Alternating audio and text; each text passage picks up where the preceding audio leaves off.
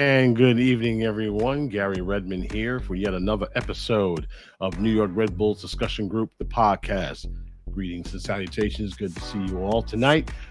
Man, what a weekend. And I mean, what a weekend. If you're a soccer aficionado like most of us, there's a lot to talk about, to discuss.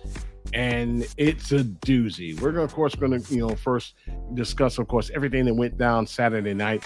Red Bull New York and versus, of course, the New England Revolution. And one side is elated and one side is heated. More of that, of course, And then after the break, of course, we're going to talk about Gotham FC. They did a great job on Sunday night. The U.S. men's national team, they went on to the next round. And, of course, New York Red Bulls II.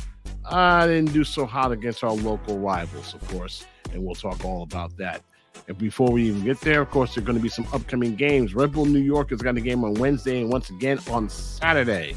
One in a place we must win, one in a place we never win. That's going to be a lot to talk about. Gotham FC, they're going to take a break from MWSL action. They will be going to the Challenge Cup and, of course, against Orlando Pride. New York Red Bull 2. They got a game next week to try to get over that loss versus NYCFC 2. Plus, of course, our final thoughts and our bold predictions, not just for myself, but everybody, of course, in the live audience. And speaking of which, if you miss the live show, hey, don't sweat about it, okay? The recording will be available at our YouTube channel and Spotify.com the very next day, usually published right after that. You can also check out our previous episodes there as well. And of course, we always say this because this is your show. This is the group show. And this is why we put it all together for you guys to enjoy and join in the fun, especially during our live audio broadcast. But if you have any questions, comments, hot takes, suggestions to improve that show, hey, don't be shy.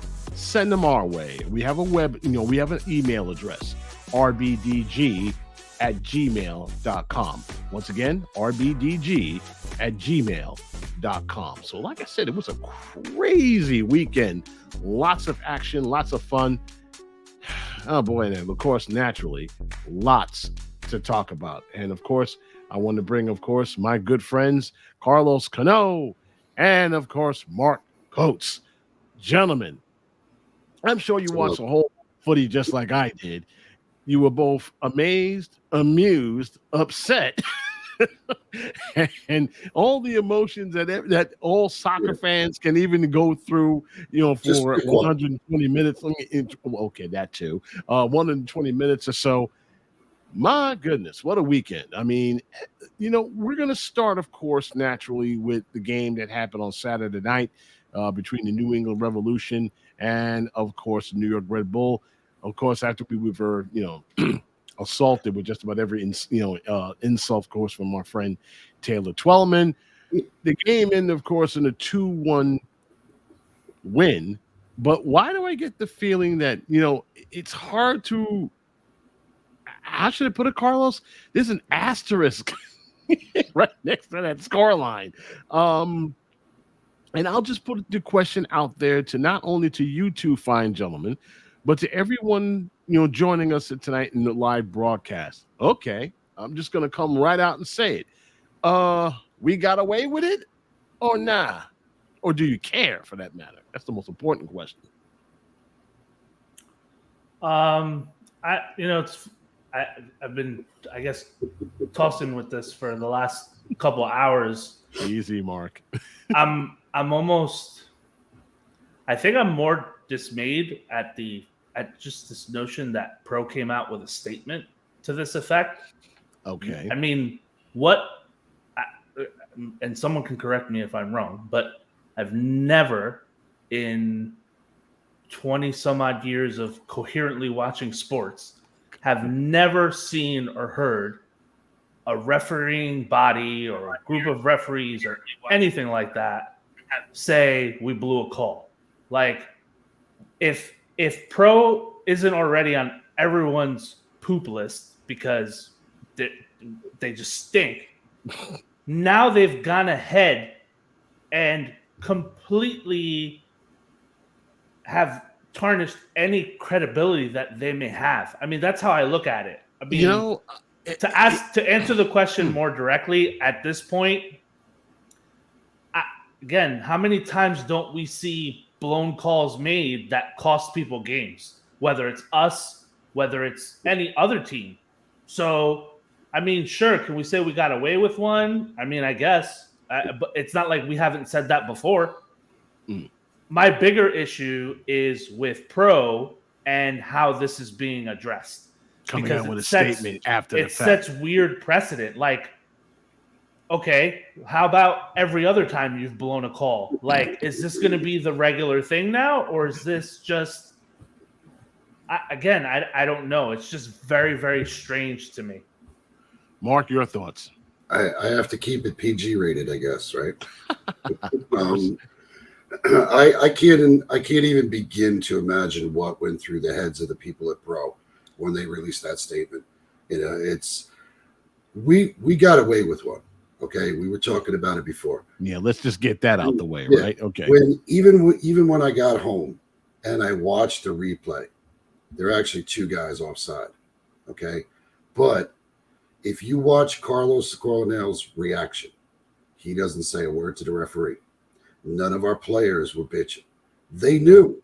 They knew. They blew it. And especially the one guy, God knows I love him and I hate to throw him into the fire, but Mr. Barlow, the ball deflected off of you and you knew it. And that's why nobody bitched. Nobody said a word because they knew it was a good goal.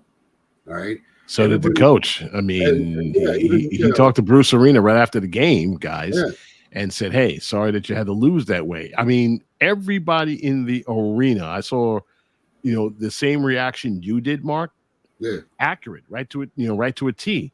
They just, they knew that one in the first place. I mean, when you talk about how the game progressed, okay, they got the first goal. They got the first goal, of course, by Frankie Amaya. Then, of course, then a blown set piece. Okay, Brandon By, which we're to this point, you're still shaking your head over that one. Like, okay, how did this guy get a free header? It got beat, and got a header in. But that's that's beside the point. Third goal, of course, is the third goal comes in, and and immediately after that you get a red card.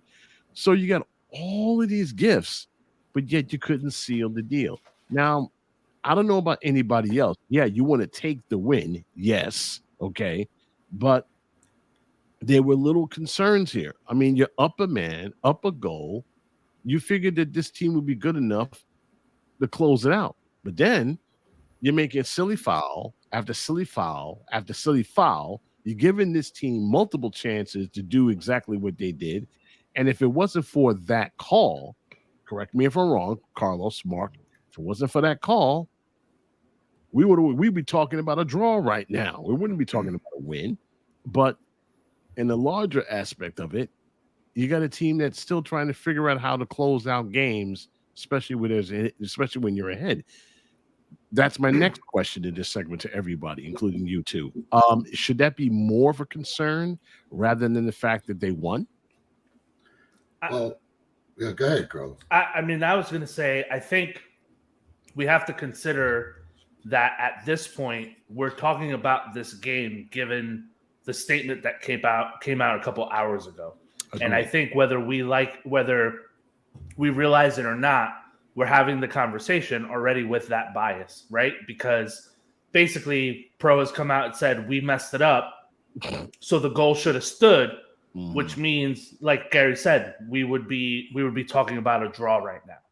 But let's think about if they don't make that statement and the game is what it is, a 2-1 victory, then again, that's why I look at it a little bit differently. I don't disagree that we certainly gave them opportunities to make the match even, right? And I guess technically we did, because again, the Pro statement just really throws a wrench into how you analyze the game.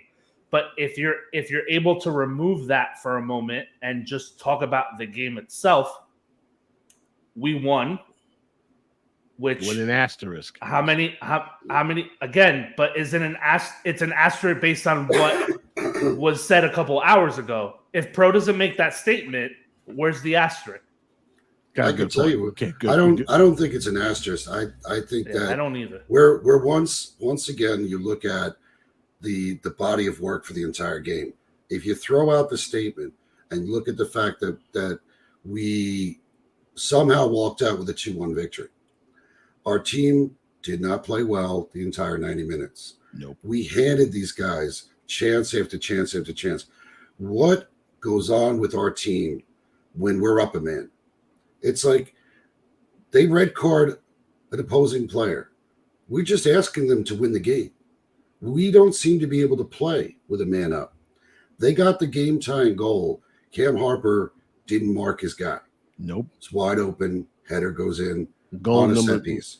Yeah. Goal number 2 was thanks to Kyle Duncan, who I like. But as I said, as I said to one of the guys on the group, I like Kyle Duncan. Yes, he's playing on the left side. He's not his natural position, but he's a defender. I don't care if he's on the left, right, or center. If you are a defender, you defend. And one of the things you have to do is mark your man. That's the problem I have with Duncan. It's like he gets ghost most of the time in critical situations. Mark, you see it, and I know you go nuts over it. Listen, and I know the fans go nuts over it. It's likable dude, but man, it's tough when you're watching. Like they were coming at us the first half because I'm up at the north end, and just sitting there watching, like just wave after wave. Our guys are coming forward.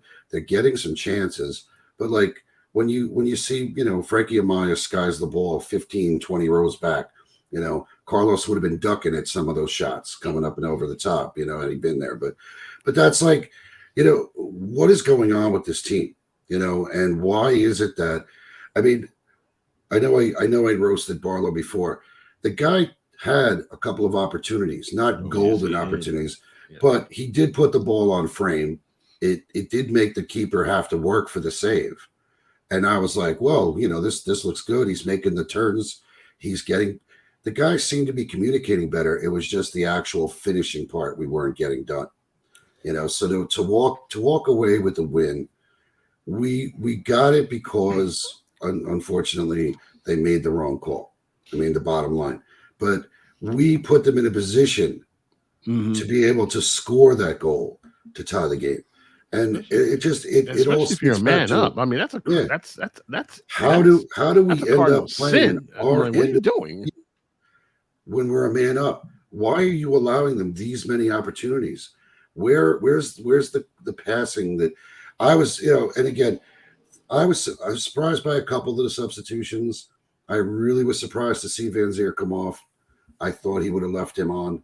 The guy, our newest signing, I guess, from Red Bull II, Doncor. I thought he was going to come in, and he ended up going with 5 in the back and put in Dom in. All right, I get that you want to park the bus. We're not up 2 goals. We're up a goal. And these guys were still, at that point, moving the ball forward. Yeah, especially that substitution Bruce made. He put in another forward. He said, okay. Right. We're going. He was hell going high water. We're walking out of here with a point. I mean, they were going for it. I mean, that should have, when I saw that, I was like, oh, here we go. I mean, typical New England, New York, match. It all comes down to discipline, right. and I know we're going to discuss some disciplinary issues with the second team too, but our guys got to be better. That's the bottom line. Our guys have to play better. You're at this level. You're expected to perform. And if you're not doing it for 90 minutes, why are you on the field? I agree with that. I mean, I'm going to, and John just said it too. I mean, I don't disagree with some of the points that you guys are making, but I think we're looking at it, again, from a very, I don't want to say extremist view. That's probably not the right word, but I will say this. I don't disagree. We gave them way too many opportunities to get back into the game. And again, no matter how, depending on how you want to slice it, you could say we did, right? If you count that second goal, whatever. I think most of the blunders, to me, were on the defensive side of the ball. On the attacking third, and I said this during the thread, which I found to be very refreshing, and it's something that I've harped on for ages, I feel like. This team has never repeating yourself. This team has never, ever made runs off of the ball. On Saturday night, they were making multiple runs off of the ball. Somehow I was thinking somewhere in that seat and where you were sitting at, Carlos is going, oh, well, look what happens. See what happens when you run off the ball? You get creative, you get shots. There were and again, and this is also to Mark's point, those runs were being made, which was great, but then you have Frankie Amaya shooting balls, like he's kicking field goals in the NFL, right? So the finishing is still not there. But at least, which, like we've said so many times before, it's difficult to make anything happen when you're not moving off of the ball, right? The ball moves around. If you don't have the ball, you need to move also. If you're just going to be stationary, then what are you expecting to create? You're not going to create anything. Ball don't find They did that Saturday, which I thought was different and I thought was good. But on the defensive side, they definitely weren't sharp. I've said this in the thread, and you picked it up. I actually repeated in the game thread one of your famous quotes when it comes to ball movement. Okay, it drives me nuts where we talk about this scoring, right?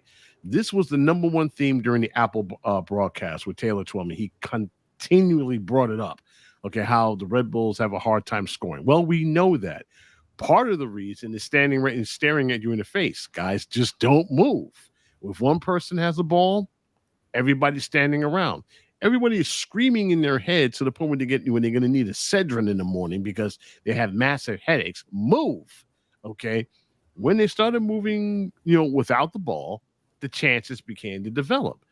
So we ask this about Troy all the time about focus, because when you're focusing, okay, basically when you're focusing and stuff like that, when you're truly, into the game, what you're doing. You're generating offense. You're perpetuating defense.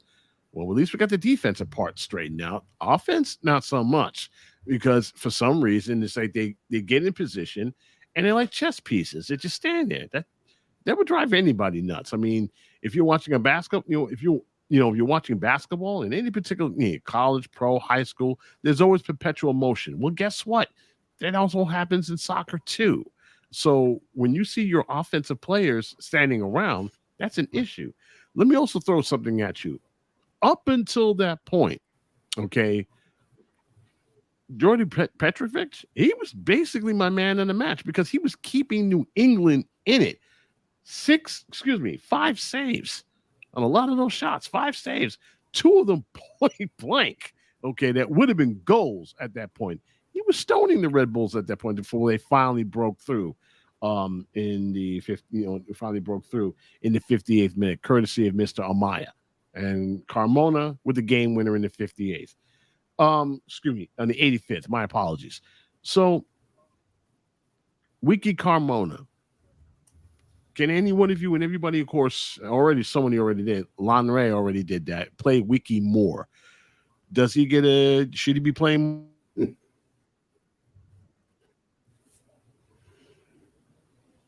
Well, I mean, I obviously I've seen him a lot at Red Bull II.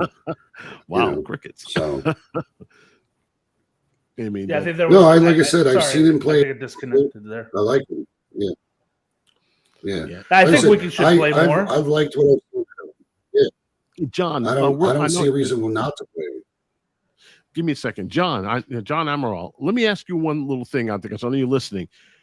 Do you feel that the Red Bulls take too many shots to their detriment? Let me see if you can able to answer me for that. I think I can answer that. I think the answer is no. Okay, so take the shots and everything. I mean, this is what we do. We discuss, we debate. The thing that killed me about New England, fans, okay, it's almost like they put this stuff on Twitter for the Red Bulls fans to, I don't know, write a collective letter to pro saying, you know what, we, the undersigned, feel like, okay, that New England deserves some justice and we want to give them the 3 points, the 1 point each, and everything is fair. That's not how that works, kids. I mean, and the reason why I say this is Lord knows how many times we've been bitten on the other end of the VAR bug. But this, to your point, Carlos, with the statement that comes out, the NFL doesn't do this. Major League Baseball doesn't do this. NBA doesn't do this. If they make a mistake, they correct it during the game. They don't wait till 48 hours and then make a broadcast statement to everyone saying, oops, we screwed up. You have to wonder what's going on with that organization. And does it hinder MLS's ability to showcase themselves as one of the best leagues in the best leagues in the sport? Or can we also, just for the sake of the viewing audience, this is what gets me, and this is quoted directly, and I shared the link in the YouTube thread for everyone else to look at. John said too many bad shots, not enough good ones. The VAR reviewed the angles and did not see the ball deflect and thought the goalkeeper was impacted by Veroni in the offside position. He, therefore, recommended an on-field review. The referee, who also did not see this deflection, accepted the review, and the goal was disallowed. So basically, what they have said is the referee didn't see it, which, okay, that's what VAR is there for. Right. But VAR didn't see it either. So again, like, wow. So what's VAR doing? Like, what is the VAR ref doing? Looking at if taking a coffee break or something, and I don't someone know. Caught it after the fact. He's drinking coffee. It's he was on a bathroom break. Ridiculous. I was the one that I'm holding back, man. I was the one that questioned having it done in a remote site like Atlanta. You couldn't put this in New York City somewhere. I mean, right? Yeah, I know you want to stand out on the impropriety and stuff like that. Okay, kudos for that. But something that was supposed to be a tool to make your referees better has made it worse. I mean, Gary, I don't know that the location really matters. I mean, MLB's is in Secaucus. Like, how much more arbitrary can you get than Secaucus, New Jersey for Major League Baseball? Yeah, so I don't think that has anything to do with it. Yeah, but they say New York on the broadcast. Right. Let me just throw that out. They still say we're in New York, but I just think, again, it's ridiculous because, again, it's always a running joke, right? That pro referees stink and they have really bad games. So now they do. Right. And so the next time there's a blown call, what's everyone going to do? Wait for bated breath for pro to come out with this, for their statement to say they jacked up the call? And what does that do anyway? It's not like you're going to go back and change the result. Like, exactly. That was going to be my point. You're not going to change the result. They're not going to give New England a point and take the 2 points away from us. So what's the purpose of releasing the statement? It's ridiculous. But I was waiting when we were talking about taking shots or not taking shots. You guys know I got my Red Bull Radio fan hashtag up there for Twitter. I listen to Harmon and Jolly anytime I'm not at the arena. If I'm home for a home game, I love having them on. Steve Jolly will say at least 10 or 15 times during a broadcast, take a shot, put it on frame. Good things happen. You look at the Atlanta game. How did we score 4 goals? We took shots and they were on frame and they went in. If it takes a deflection off somebody, God bless us. Right. Yeah. I mean, that's how many different times has that bitten us? Guys are just taking shots and it goes on, it sneaks in. What's that famous saying? You lose 100% of the games on the shots that you don't make. And exactly, yeah. And that's and that's pretty much well in soccer. Right. The final We look third at you have to look right. at what we have. Right. We have a young team. Okay. We do not have Bradley Wright Phillips anymore. Okay. You look at who's on the field. Corey Burke's away on international duty. You have Van Zier, who's still technically nursing an injury. Who does that leave us with? Barlow and Manuel. And Manuel looked gassed after his last game. So and Barlow, whether you guys like it or not, is one of the veterans of the club. He's been around a while. So a veteran, as my girlfriend likes to call him, still plays like a rookie. Two of his shots that he took on, look, but you know what? The two shots he took in the first half were on target, and he made the keeper work for both saves.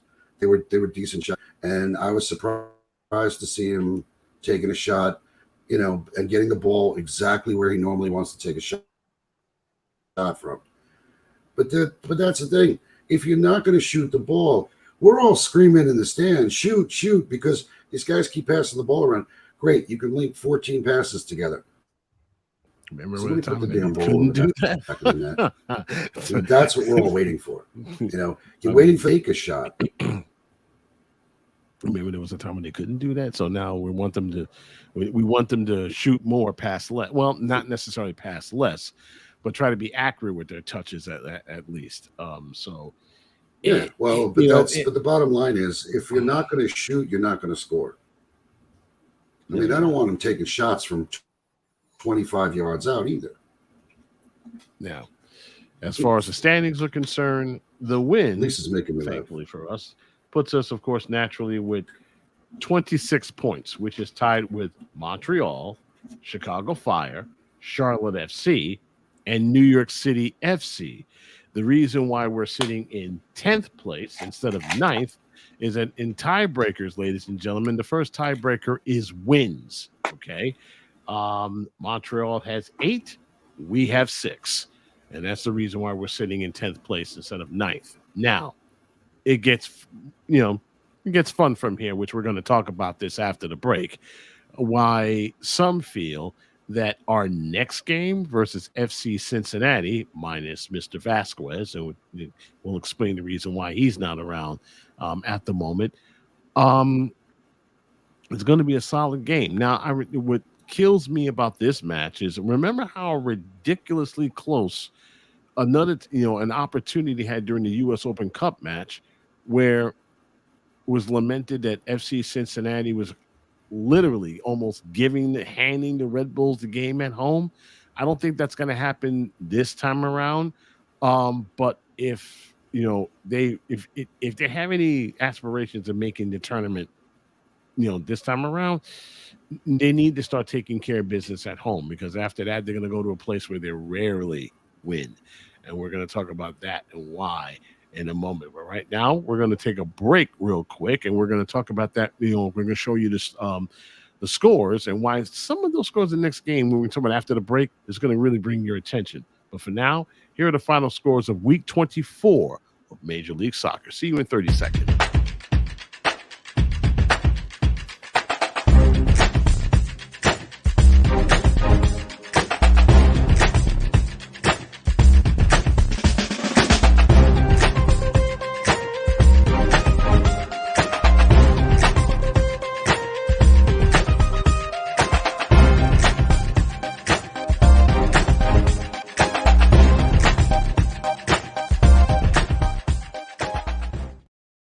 All right. Now, of course, naturally, we have 2 games right in front of us, starting with, actually 3, if you really want to look at it, thanks to the United States men's national team winning a game winning a game against Canada. More on that in a second.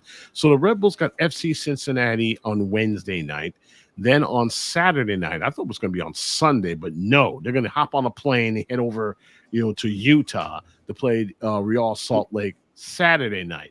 So we went from Saturday, Wednesday, Saturday. From what I'm hearing from the folks on the head office in Major League Soccer, they're telling every team out there, get used to this format, because that's how the playoffs are going to be like that. They're going to be playing a game on Saturday. You're going to be playing a game on Wednesday, and you might be doing it Saturday or Sunday.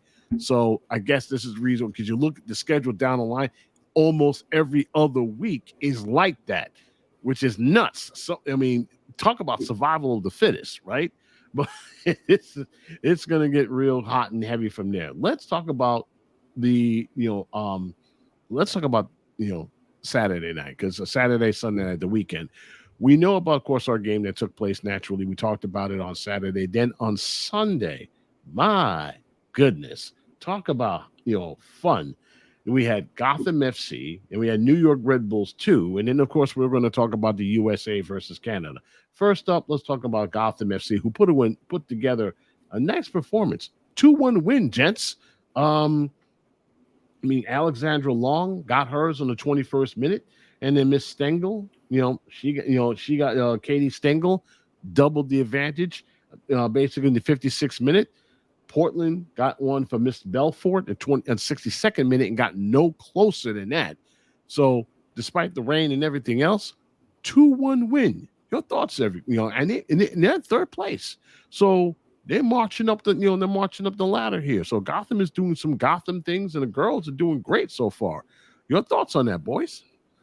Good way to go into the break, right? Like, again, they're out now until mid-August. With the Women's World Cup about to get started. So certainly a great way to go. I mean, hopefully, like as we always talk about with the long layovers for one reason or another, you hope that doesn't take a toll on them and doesn't kill their momentum. But certainly a great place to be at this particular point in the season. And then, hopefully they don't, like I said, lose that momentum when they come back mid-August. Yeah, that's always a big bugaboo. Mark, their next match for Gotham FC, they don't get to Carlos's point. They don't get to play again until the 23rd, of July, and that is not a league game. That is That's an NWSL Challenge Cup. Yeah, you as a coach, Cup. Right? Yep. You as a coach, is that the one thing you worry about? Your team gets hot, and then you don't play again for a couple of weeks to try to keep that momentum up. Oh, it's not easy. I mean, the way any of my schedules ran, we'd finish out a season, and if we were finishing up top, we used to get a bye for the first round, and I hated skipping a week because you guys are going 2 weeks without a game, and you sort of hope when they come back that they're still hungry, they're still ready to play, and they work together well. And that's the concern when you have any type of a layoff. I was impressed that they went out, they played a solid full 90-minute game, and to do it against Portland. Portland was, I think they were first or second prior to the match. I don't even remember exactly. I know that that they've been right up top, and it was good to see the team come out. They played well, full 90, and got the win. It was an important portion of the season for them. Speaking about the table for the NWSL, North Carolina Courage is in first place with 26 points. Portland Thorns, New York, New Jersey, Gotham FC tied for second, literally, in wins and draws. So they're right there. Right behind them is OL Reign. Of course, Miss Rapinoe, she has made an announcement. This is her last World Cup, and this is her last season with the WNSL. So catch her while you can, because after this season, she is gone. Washington Spirit also tied, of course, with OL Reign. And, of course, you have San Diego Wave FC with 21. So remember, only 6 teams make it to the tournament, postseason tournament. And New Jersey, New York Gotham FC sits right now technically in second. Right now sitting in third, of course, with goal differential, but they're tied for second. So the rest of the season, when it kicks off later after that Challenge Cup, it's going to get hot and heavy.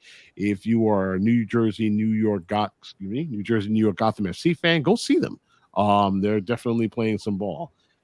Now, of course, the next game shortly after that was kind of a downer. New York City FC 2 versus the New York Red Bulls 2. Our dear Mark Coates was in attendance for that one. Of course, during the rain and pain. It was a wild game. I mean, NYCFC. It was. Yeah, NYCFC came in storming. I haven't seen a game like that in a while. Rain? Oh, it was the rain didn't start until probably about, I want to say like maybe 35th minute. It looked like it was 35th minute. Originally I thought it would hold off for the two. Yeah. Okay. But both teams had chances. But to walk away at 0-0 at halftime, and a couple of us were saying, we thought, you know what, this may be a 1-goal game, especially if if it keeps up. Because both teams were playing tough defensively, but a couple of mistakes. The first goal, you sort of can forgive the team. The second one, it was just Matt Nocita was just playing way up too far, got caught out of position, gave them an opportunity. And it wasn't even the first or second shot. It was the third shot that ended up going in the goal. That was the second goal. So it was consecutive shots. Okay. Right. Yeah, it was just, I mean, listen, AJ's he's a solid goalkeeper, but even he couldn't have stopped all that. It was just, it was like it happened. Then we get the red card for the second yellow, which I just, again, explain that one. Davey Alexander, he's too talented to be not off the field. Was it more? He got a first yellow card, then he got kicked off as a second yellow card, if I'm not mistaken. The first one was barely a yellow. I mean, I was like, I think it got called a yellow. The second one was just he was careless. He knows he's on a yellow. He's got to be better than that. And he took the second yellow. He gets sent off. And like a minute later, bang, it's 3-0. Now, I'll give the boys a lot of credit. They fought back, and they brought it to 3-2. Kasule scored the second, I believe, to bring it to 3-2. He got Gorday the first, Gorday the first, and Kasule the second. And they just they kept at it. They kept trying. But there was that part of me that was like, if this goes to penalties, I'm going home. It's like, it's like, it's Sunday night. It's late. It's pouring rain. I got to drive home in this. I'm like, and then I was like I said, when the final whistle blew, I was like, paid for my parking ticket, drove out. And I was just like, at least they had some fight in them. It was still disappointing that it was a lot of mental breakdowns and just not playing up to where they should be. And that's, to me, that was the bottom line. They weren't playing like I've seen them play this year. So, okay. Well, despite the loss, they still stand in fourth place in the Eastern Conference as far as the league is concerned. They have 30 points. Okay. 5 points away from them, of course, is NYCFC. Their next opponent, of course, for New York Red Bulls 2, they're basically going to be on the road. They're going to be down to, in Philadelphia, not Philadelphia, Chester, Pennsylvania, versus Philadelphia Union 2. Remember, folks, there are a lot of teams are named after 2, just like in the USL days. So used to be Bethlehem's too. Yeah, it used to be. I don't know. I'll never understand why they changed the name. Really, should have kept it. They changed the name before they made the move to Next Pro. They changed it to Philly 2 when they were still in USL. And it was because they had moved out of Bethlehem. Bethlehem's field could not be upgraded to the USL 5,000 seat minimum, and the lighting wasn't that great. So that's why they ended up going. As a matter of fact, it came up in my memories on Facebook. There was a bunch of us that had gone down to the 2 game in Philly, but it was not an official Rampage away days road trip for the second team. And I brought my wife and my kids down, and it was funny because we ended up falling behind, and we came back and won the game 4-3. And it was also Tom Barlow's birthday, I believe, or he was either that or Jared Stroud's, one of the two. I couldn't remember which. But after the game, every one of the players came over, and all the assistant coaches came over and thanked us for making the trip down and for being there. They loved hearing us. And the only one who didn't come over to talk to us was Wally. And he was still yelling at the fourth referee about to absolutely hysterical. Wally's still coaching. But like I said, it's this team has a lot of talent. I miss Wally. I really do. I miss Wally. Well, like I said, but this team has some talent. Yeah, I do. we had our son. We loved him to death. But this team is got some talent. They're showing it. That's why they're in fourth place. And whether we like it or not, we're going to see a couple of these guys coming up. I think come August and September. That's going to be because we haven't even touched on the fact that the transfer window opened. We will. We haven't. That wasn't. But that's like I said. But there's we're gonna. That's what we're gonna expect is to see some of these kids coming up. And I like what I see. I just don't know. Like I said, does it translate? I know Don Core's a speedy guy. I mean, I watch him. This kid can run. I mean, he is fast. So it's going to be interesting to see, who ends up becoming, who ends up integrating into the first team. Like I said, by September. All right, moving on to the third and final game on that Sunday night, and it was a doozy. If anybody who's ever sat through a comedian, his name is Cat Williams. He always had a phrase that when he's talking about everything. Well, this match had everything from start to finish. Let me just basically go through the entire. It was pretty much a sleepy game. I mean, there were chances taken left and right. No one was able to score anything else. Folks were basically losing their mind. Hell, even Lexi Lawless on television, he was just losing his mind, wondering how come the United States didn't blow away the Canadians. But the Canadians came to play. They wanted to show up. They wanted to win a game hasn't won a game in whole since 1950 something. That's a long time ago. But then in the 88th minute, it was Brandon Vasquez, that homeboy for FC Cincinnati. The fans chanted their name. They got him on the field, and just like that, United States took the lead. They got a nice little, Wandy Jones gave them a setup, and then, Brandon took the rest. But while everybody was celebrating and everything else, fellas, in the 3rd minute and the 90th stoppage time, there was a PK. Stephen, there was somehow we received there was a penalty shot right there. Folks were still celebrating, wondering how did that happen. But then Steven Vittoria came up, of course, and put in the equalizer 1-1. So off to extra time we go. And Jacob Schaffelberg from Nashville, of all places, just broke hearts, man. It was just, they came out, terrific goal. It was deflected off Matt Miazga, right? Off the foot of Matt Miazga, and bingo. The next thing you know, it was 2-1. At that point, people were getting ready to celebrate. But just before the United States was about to do the walk of shame, on the 114th minute, an own goal. No thanks to me by Scott Kennedy. I'm sure the Canadians are really cursing at his name right now. And just before that, it was 2-2. So 2-2 going into extra time, going into after 120 minutes of football, we go into PKs. And that's when it get really, really dramatic. Up to the, after the second time ends, of course, the penalty shootout. And the first shot, of course, by Steven Vittoria. Vittoria, guess what? Got stoned. Matty Ice came up with, said, nope, yeah, not getting past me. So he stepped up, he gets saved. Of course, Brandon Vasquez, he stepped up trying to be a hero for the homeless folks. What does he do? Skies the ball in the seats. So he walks away getting upset and everything else. No big deal. So Liam Frazier for Canada had a chance to put the the Canucks up, up by 1. He gets stoned by Matt Frazier again. So that's 2 blocks right now.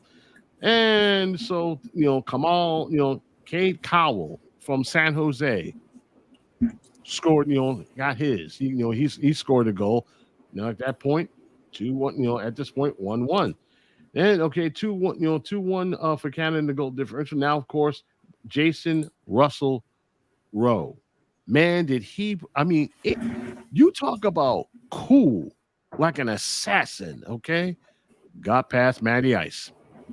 Didn't even run up, didn't everything, just bopped the ball in and it just froze the keeper at his feet. Nothing he can do about it. That was the end of that. So Canada tied 2-2 in penalty kicks. Then came Jesus Ferreira from FC Dallas. He got his. Got it, got a penalty, right footed shot in the bottom of the corner. No problem. Then, of course, situation switched over to Canada, and they needed to get that goal to keep things going. Introducing Charles Andreas Brim, and he hit the post. That was it. Game over. United States move on to play Panama. Canada goes home to the Walk of Shame. So that's probably the reason why my Canadian brothers and sisters didn't speak to me this morning. I mean, well, most of them, they didn't speak to me because they didn't care. They didn't watch the game, Carlos. They didn't care. I mean, they're waiting for hockey season. They don't really care about soccer that much. But the Canadians, they get sent home. United States now face Panama on Wednesday. So what a wonderful setup that is, right? Well, we're all watching the Red Bulls play on FC Cincinnati at home, but we're all going to be, our eyes are going to be transfixed with United States and Panama for the right to go to the final. Okay, I'm going to ask everybody over there, especially in our live audience, which match are you seeing? Are you seeing the Red Bulls or are you watching the USA game? Be honest. Be honest. I mean, it's one game is for trying to get into the playoffs. One game is good into the final. And while we're on the subject, why are we playing this tournament every damn 2 years? Can someone explain this to me? What's that all about? I mean, whose idea was it that, well, of course, naturally, it's for money. It's been mentioned more than once that it was a money grab. It's not played as an international. It's an international, intercontinental tournament, which should be played every 4 years and not always at the United States. Hey, give it up to Canada if you want to. I mean, I don't mind playing in Mexico. I mean, well, of course, naturally, playing in Mexico, you have to play in an armored bus, but you get the picture. Why is it, why is that, why is that such a deal? But that's another question for another day. Guys, United States, B team, C team, D team, it wasn't pretty, but they got it done. Mark, your thoughts. I'm going to start off with you. Listen, I thought it was pretty funny that we ended up tying it up on an own goal. But listen, Matt Turner was amazing. All right. Oh yeah. You figure you. I said Frazier. Actually, five PKs. You're lucky if you You're lucky if you get one. You're lucky if you get your hands on one. Yeah, and the post helped. You always got to thank Post when he's on your side. So it was pretty amazing. To answer your question though about the money grab 2-year thing, if you recall, they're talking about the World Cup being every 2 years. That's been floated around in that idea. It's just they want more money, more tournaments, more television time. I don't understand why they have to have this tournament every 2 years. It's just money. That's what it's got to be, because there's no other purpose that it serves. Because it's during, like this year happens to be the same time that you have the Women's World Cup. Mm-hmm. So it puts us all in a bad situation. And on top of that, you're taking guys away from teams. It's affecting the MLS schedule. So and why are we seeing so many MLS guys? Well, it's because the European guys are in their off season. Mm-hmm. So, it doesn't make sense to me why it's 2 years. But listen, it was a thrill to see the win, especially after coming home. I'm soaking wet. Watched the poor baby Bulls go down. At least there was some. They were the only ones that didn't pull off a win. Out of the whole weekend. Mm-hmm. Out of all the teams that you figure, even the women's team won their friendly against Wales. So, it's nice. We're moving on. I'm sure the Canadians don't care because they're figuring, it's about another month and a half till hockey season. Right. 2 months maybe. So they are probably not as upset. If we had lost, we would have been a lot more upset. Yeah. And listen, they've got a good team. They've got a solid team that they've got, they got nothing to hang their heads about. I mean, I just think Matt Turner just came up big when we needed him to. Absolutely. I mean, whoever made that call to put him in that, He definitely gets a beer. It's Carlos, United States, Panama. It doesn't get easy for the Stars and Stripes. The last time these two teams faced off, good match. We won, but not by much. You put your A team out there, or you go with the same squad to somehow squeak past Canada? Well, I mean, it's hard to really answer that question objectively, just because, I mean, I think most would probably say that the current team that's at the Gold Cup is quote unquote the B team, right? We don't know no Pulisic, no Tyler Adams, those guys. So, I mean, these games are going to start. I mean, obviously, we saw it on last night. These games get really, really razor thin in terms of how competitive they are. So the margin for error is very small. Panama is always, a thorn in our side, right? When we talk about the region and the teams that always kind of give us a hard time. Even Canada, right? Like I think I said it the last time we talked about the national team. Right now we're in a weird phase where the Mexican national team is not very good, albeit they're playing in the other semifinal, but they definitely weren't good in the league's tournament. But now, you come into this match. I think they played well. There's no question about it. I think you go out with that squad. I think everyone is thanking their lucky stars that Matt Turner was a part of this squad. One of the few, I think, one of the few in terms of the starting bunch, Right. that rolled over from the previous tournament and came to the Gold Cup as well. And so, but they're going to have to be very aggressive, I think, on the attacking front, as well. Try to score early, strike often, as well, because the margin for error is going to be very, very slim, moving forward. And then obviously on the other end, we'll see how the other game turns out. But it'll definitely be an exciting couple of matches. So yeah. Mark, your thoughts? Well, I like I said, I think this is going to be a case of just put your foot on the gas and don't let up. You can't let these guys in the game.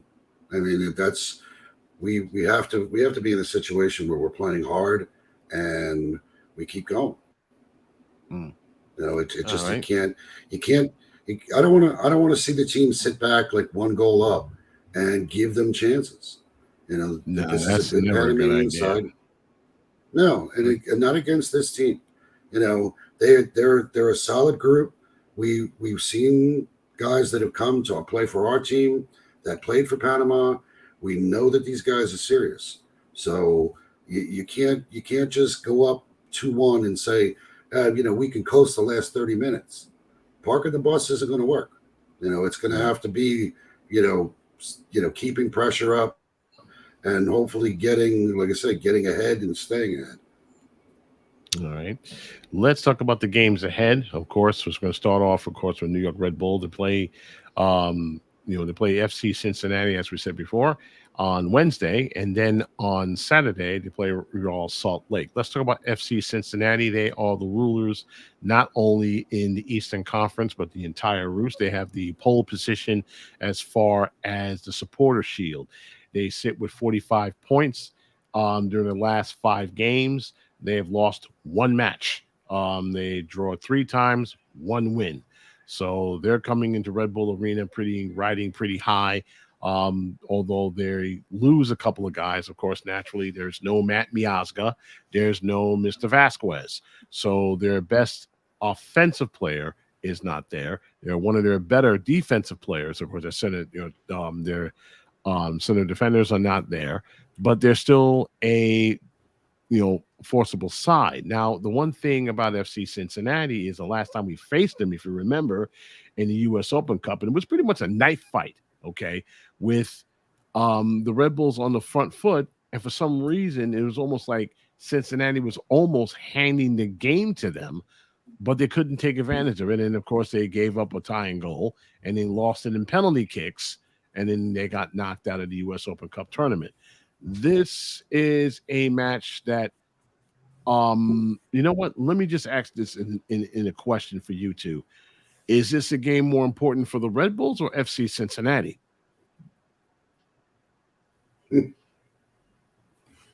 I think it's a more important game for us. I mean, I know I saw Tom just commented that he'd be happy with a draw.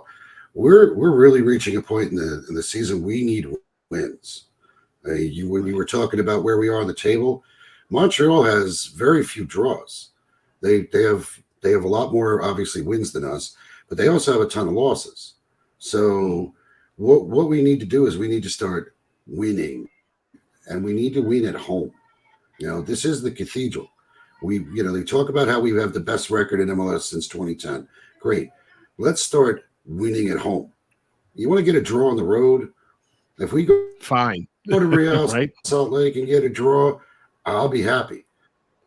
Yeah. Listen, it'd be better than a loss, which is what we usually end up with there. But we need to win games. And if we're playing against a team that doesn't have their top player. Matt Biazga isn't there going to be there to annoy us. It's got to be a game we go after and win. I know it's a short turnaround because of the Saturday game, but we need to win. Carlos, your thoughts on that particular game? Do you feel that it's more important for the Red Bulls or more important to FC Cincinnati to keep things rolling? Definitely more important for us, but I think beyond that, it is a game that we can and should win. Again, no Vasquez, no Miazga. Cincinnati actually lost another defender to a red card in their last match over the weekend, so they'll be down yet another player. And they're on the same schedule that we are, and it's clear over the last couple of games, at least during the last two games, where Cincinnati has drawn, that they're clearly missing, those pieces that they don't have. And now they're missing, like I said, an additional piece as they lose a player to a red card, so that they'll be, plugging in that hole with someone off of their bench. So again, more important for us, and I think more important because it's a game that we can and should win at home. Cincinnati is 3-2-5 on the road this season. Yeah, second best in the East. Yeah. So, again, there's a lot of, as we've discussed before, away games for the visiting team are always tough. So if you're the home team, you always have that advantage because more often than not, teams that are visiting don't win on the road. I mean, you can just see that in the standings. So again, win a game at home. Speaking of that, of course, Red Bulls shoot, of course, to Utah shortly after that. They're going to be on the road. They play Real Salt Lake on Saturday. Real Salt Lake is sitting in fourth place in the Western Conference. They have 33 points. They're tied technically with LAFC, just by behind LA, sitting behind LAFC in goal difference. Talk about a buzzsaw, guys. They are Real Salt Lake are unbeaten in 5 straight. They only had one draw during that stretch, and that one draw, believe it or not, was Minnesota United, finishing it off 2-2. Given the history with Red Bulls and Real Salt Lake, we haven't won there in a while. So we talked about getting a draw on the road is a good result. I'll ask this, of course, to our fine folks in the audience. A win at home, a draw on the road, successful or no? Carlos, you first. I mean, 3 points are 3 points. That's it. You got to win at home. You have to win at home. I have to win at home. I mean, it's almost to the point where, okay, do you feel that it's almost to the point where at this point, the team is just about run out of excuses at this point. You need to start. You need to start getting some points at home. You need to start winning games. Well, yeah, and that's part of the frustration, right? Is again, you always take a point, right? A point is never bad, but you always look at it, right? You have to look at it from both perspectives. Yeah, you get a point, but you leave 2 points on the table, right? And I've always looked at it as you get started in the season, okay, you draw here, you draw there. Again, particularly at home, right? Mm-hmm. But if that becomes the constant where you're consistently drawing more than you're winning at home and leaving points on the table, then as you start to creep towards the middle and latter part of the season, when you start talking about the P word, which Mark said we can't mention, so I won't. I said, then when you start leaving those points on the table and you start having those conversations, then you start to look back and say, well, if we had won this one and picked up those two more points here and 2 more points there and 2 more points in another game, it makes all the difference, right? Because again, when you look at the standings and you look at historically, when you look at the standings, teams do better at home than they do when they're away. So you always want to win in competition, right? But when you look at it from, and I hate to say this, especially when we talk about football, but when you look at it from that data perspective, you should win at home. Like you should win at home because that's where you're more likely to be able to pick up 3 points. Mark, squad rotation naturally is going to be a feature. Let's talk about that for a second between the 2 games. Who would you like to see in the starting 11 in both matches? Oh, at this point, I mean, obviously we're not going to have Reyes for Wednesday, so that's sort of a tough one. Nope. I guess I'd like to see Van Zier start up top for both games. I don't know if he's going to be able to go physically for both games. That's going to be a question mark. But given a choice, I'd like to see him start. I think you definitely have to give. I think Frankie Amaya the start. In the midfield, and I wouldn't be against seeing Wiki Carmona get a start, at least one. I think he's willing to make some moves, and we've seen him move off the ball. And just beyond that, it's tough now with obviously with Caceres gone. You're having to rely more on Edelman to step up and play a bigger role. I think he's capable of it. I don't think we saw it on Saturday, but that's going to be something that the next 2 games he's really going to have to make a mark, and we're gonna see what happens. I agree that we have to start looking at this as there aren't that many games left, and every point's going to be important. So when we play at home, we have to have that mentality of we need all 3. We can't just take 1 point and hope we're going to get a point on the road. Especially in Real Salt Lake. I just don't, I think if we get 4 points out of the next 2 games, I think it starts to put us in a better perspective for that word we're not using. Okay, Mark, I'm going to leave you with some update with regards to Lewis Morgan. And unfortunately, it's part of it. We've all known about his condition, and it just slipped a little bit backwards. Mark, you please tell the masses. Well, unfortunately, things have gone from bad to worse. I don't think that the team's going to make the official announcement just yet, but he is being shut down for the season. And word is that he is going to be put on, I guess, whatever the injured list is. I don't know, Garry, you might understand that a little bit better. I do.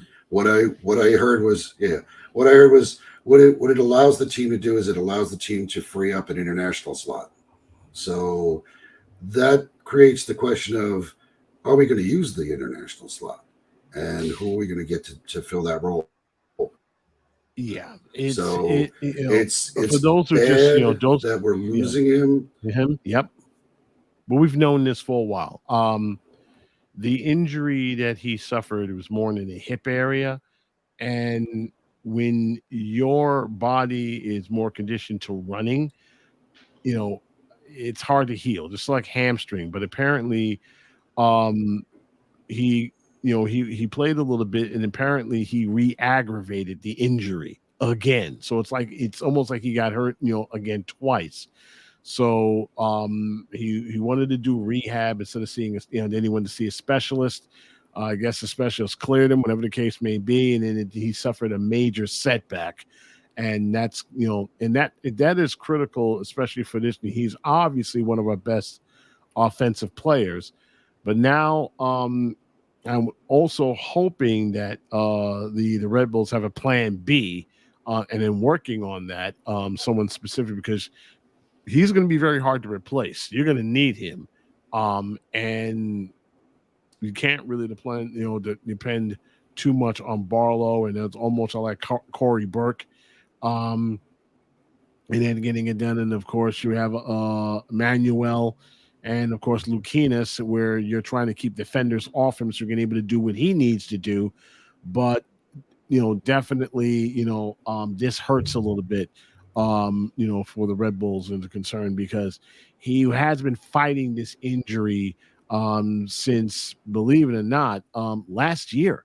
Okay, when he got hurt after the playoff game with FC Cincinnati, after he scored that goal, he was he was carried off the field, and he hasn't been seen again until just now. And of course, we aren't going to see him until next year. So shutting him down, sort of injury and this extent, is definitely the right move. We'll see what the Red Bulls do to replace him, because as of right now, and I agree, John, we have played basically the whole season without him and done okay. We're not at the bottom of the table, not by any stretch of the imagination, but it hurts just the same. Final thoughts and, of course, bold predictions, gentlemen. Wednesday night versus FC Cincinnati. Who you got and how many goals? Carlos, you up first, man. I'm going to take the Red Bulls winning 2-1. 2-1. Mark?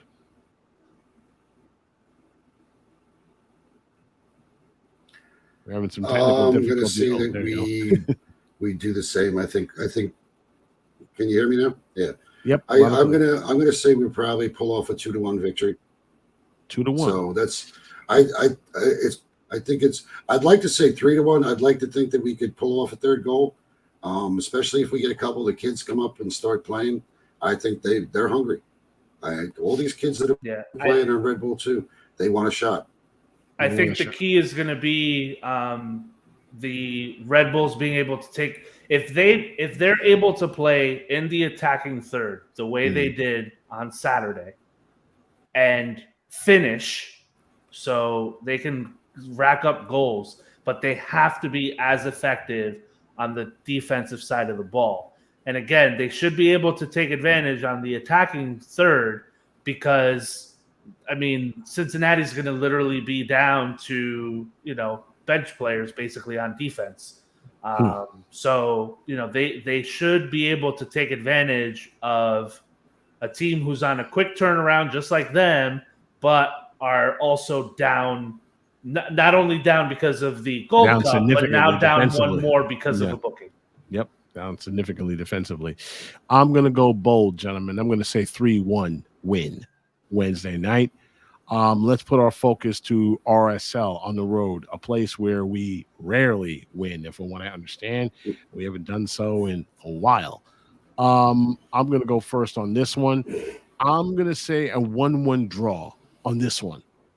Honestly, like I said, you're going to face a buzzsaw. And the only reason I say that is because I like our defense. And although RSL has a very high-powered offense, this team has faced high-powered offenses and done well. They haven't been walked out of the park, except that last collapse and a few games back. But I like what I see defensively. Of course, naturally, having Ray's back is going to be huge, and he's going to have at least a 1-game rest, so he's going to be well rested. Mark, what do you see on the road over in Salt Lake City?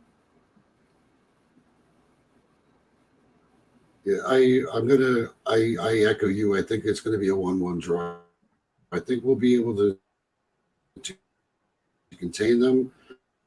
I think we'll get one in. but I think that's going to be it. I don't see us scoring. Yeah, they got a pretty good defense. Mark, Carlos. How are you feeling on that match, though? I know we haven't won there in a while, but the last time we were in Salt Lake was actually in 2020, and that was the last time we played them. So it's been some time since we've headed out to Utah. It's been a while. I'm going to go 1-1 draw, and the reason for that really is looking at their form and just overall. Real Salt Lake is not right now. Their goal differential is -1, so they're not a team that scores goal by the droves necessarily. Nope. So they put 4 past. Didn't they put 4 past somebody? Hold on. Let me look at this. I mean, sure. Smoke somebody?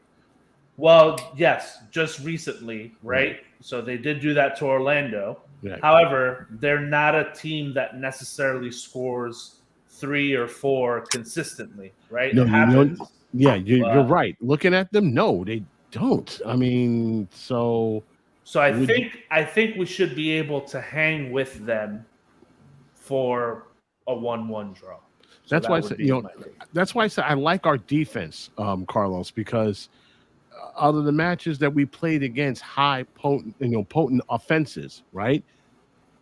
Not necessarily shut them down, but we kept them, we kept them in the ballpark. So who's to say that we might get lucky after holding them down and maybe steal one on the road? If we're able to get 1 goal on the road and hold those guys down, that's 4 points for the last 2 games. I'm happy. So should everybody else, and that sets us up, of course, naturally for the Leagues Cup break. Why people get annoyed at that, I have no idea. But that's gonna, look, interesting from us. So wow, that will put a cap on an interesting show. First of all, thank you everyone who joined with us this evening. It's always a lot of fun when you guys join us. Of course, Helene Craft Rudolph is going to have that match for you as the game thread, and of course, the weekend game as well. That's going to go to, let's see, it's not going to go to you, but it's going to go to. Let me go back to my. Hold on for 1 minute. Okay. You guys got switched. I have Leagues Cup game. Yeah, I have Leagues Cup. Yeah, Leagues Cup game against New England. Okay, right. You got switched up. So so Bradley Glick will not have that game, but they looks like they're switched off between yourself. But in any case, there's 2 game threads, of course, coming up this week, and we're looking forward to seeing you guys there. Of course, if you're going to the game on Wednesday night, the weather should be all right. Should be hopefully it shouldn't be too humid like it was on Saturday. We was walking around with a wet blanket. But in any case, go to the game, support the boys. And as far as supporting with us with this, the podcast, we appreciate. Yeah, it was. We appreciate you guys very much. So that's it for the show for this evening. For Carlos Cano, Mark Coates, I thank you guys so much for joining us. We shall see you next week. It's going to be. I'm going to see if I can get my son in here. There's that sign. Of course, hopefully it will be good enough for the next 2 games. Thank you guys very much for joining us. We'll see you guys next week. Until then, goodbye. Saturday's my birthday, so I'd love a win for my birthday. Of course. Happy birthday in advance. Take care, guys.